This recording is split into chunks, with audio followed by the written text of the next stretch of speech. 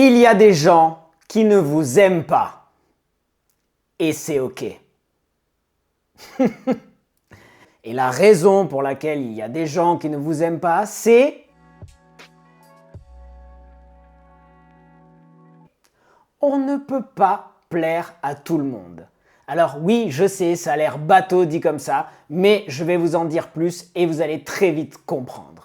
Avant de commencer, bienvenue à tous, je suis Yvan Madère et vous êtes sur The Act Club Podcast. En 2026, bonne année!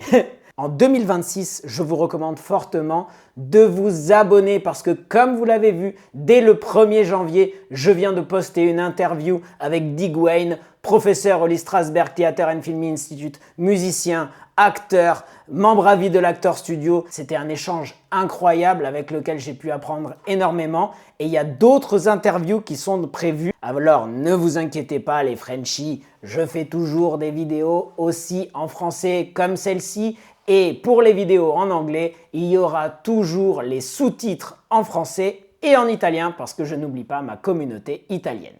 Voilà, ça c'était pour les petites nouvelles. Donc abonnez-vous, suivez sur les réseaux sociaux parce qu'il y a de très belles choses qui arrivent en 2026 et on ne fait que grandir encore et encore et je ne parle pas que du podcast. Bon, rentrons dans le vif du sujet. Évidemment, ce que j'ai dit, c'est quelque chose d'assez général. On ne peut pas plaire à tout le monde. Effectivement, en tant qu'artiste, vu qu'on est dans une branche publique, on est forcément plus amené à être exposé à la critique, au jugement et au regard des autres. Donc forcément, on a plus de chances d'avoir des gens qui ne nous apprécient pas, à qui on ne plaît pas. D'autant plus, par exemple, je prends mon exemple propre en tant qu'acteur. C'est vrai que quand on contacte des agents ou des directeurs de casting et qu'on reçoit des rejets, comme j'en ai parlé dans l'autre vidéo, il y a des gens à qui on ne plaît pas et notre personnalité n'attache pas, il n'y a pas d'atome crochu et c'est pas grave.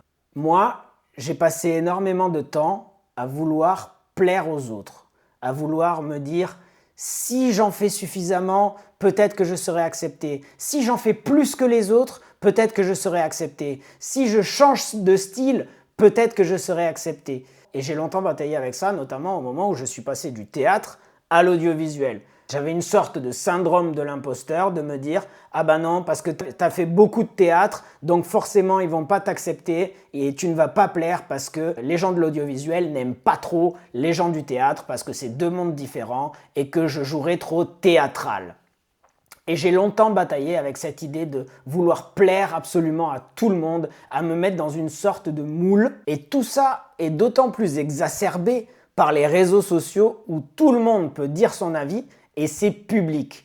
Et il faut savoir accepter la critique aussi et le retour des autres. Et ne pas le prendre contre soi. La vérité, c'est que même les plus grands artistes, je vais prendre un exemple général, mais on va dire Mozart, qui est quand même un génie, ne plaît pas à tout le monde. Il y a des gens qui n'aiment pas Mozart. Moi, personnellement, bon, Mozart, j'aime bien, j'aime plus d'autres artistes classiques. Et il y a des gens qui n'aiment pas du tout Mozart.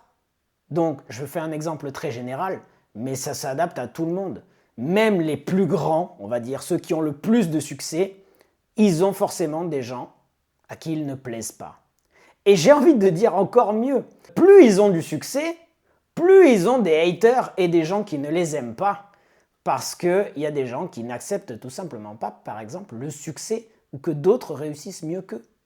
Tout simplement. En fait, en voulant plaire à tout le monde, on finit par se perdre au niveau de son identité. À force de vouloir rentrer dans une sorte de catégorie, on perd ce qui fait notre petite flamèche, notre petite âme, cette chose qui fait que on est devenu des artistes à la base. Alors, bien sûr, je ne dis pas qu'il faut totalement être anarchiste et de dire « moi je m'en fous, si les gens ils m'aiment pas, je fais ce que je veux ».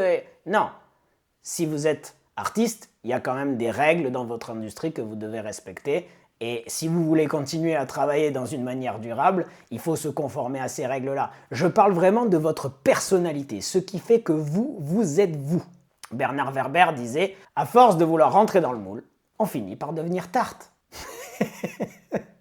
Ou par exemple, on essaye de faire la trend qui va bien sur les réseaux sociaux parce qu'on se dit « si je fais la trend que font les autres, peut-être j'aurai plus de visibilité et peut-être que les gens vont plus m'aimer. » Mais on s'en fout.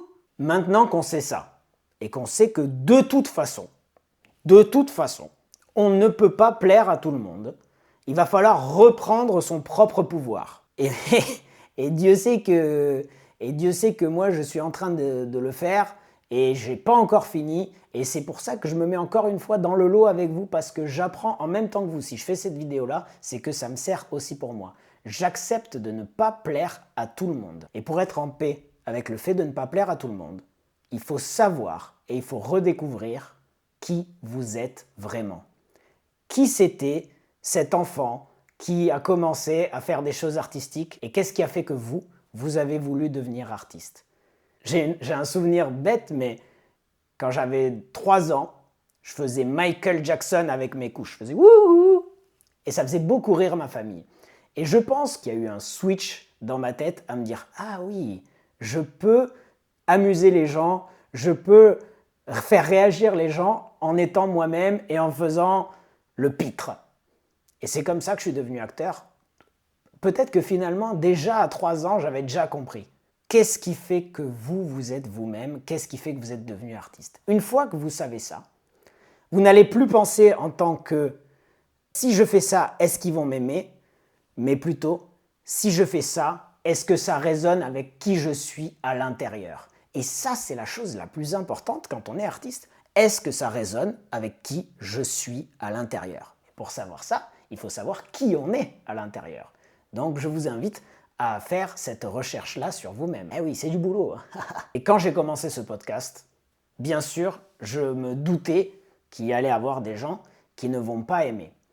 Mais il y a une chose que j'ai découvert, et ça c'est incroyable. Donc, effectivement, bon, on ne peut pas plaire à tout le monde, ça c'est quelque chose que tout le monde comprend, mais j'ai envie de dire, et ça vous allez voir c'est pas mal, c'est que la plupart des gens qui ne vous aiment pas seront les premiers à regarder ce que vous faites.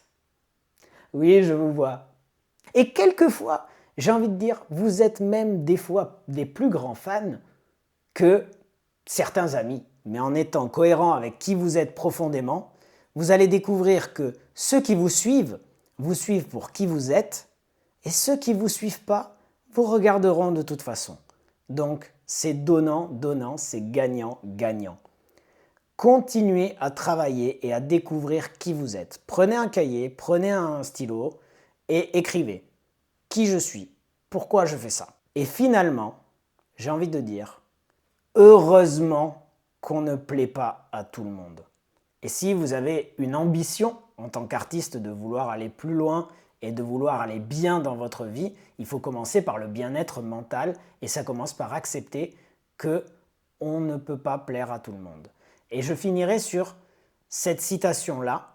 Il existe de nombreuses routes vers le succès, mais il existe une seule route vers l'échec, c'est essayer de plaire à tout le monde. Benjamin Franklin. Elle est pas mal celle-là. Hein. Bien, j'espère que cette vidéo vous a plu. Voilà, je suis de retour en 2026. Ça m'avait manqué de ne pas faire un podcast pendant 3 semaines. Je me suis même surpris à me dire que ça me manquait de ne pas faire un épisode. Là, j'attendais qu'une seule chose, c'était de faire ce nouvel épisode. Restez bien connectés parce qu'il y a des nouvelles interviews qui vont arriver rapidement. Et encore une fois, rejoignez le club, The Act Club Podcast, The Artist Can Thrive, parce qu'on a tous le droit au bonheur. Ciao!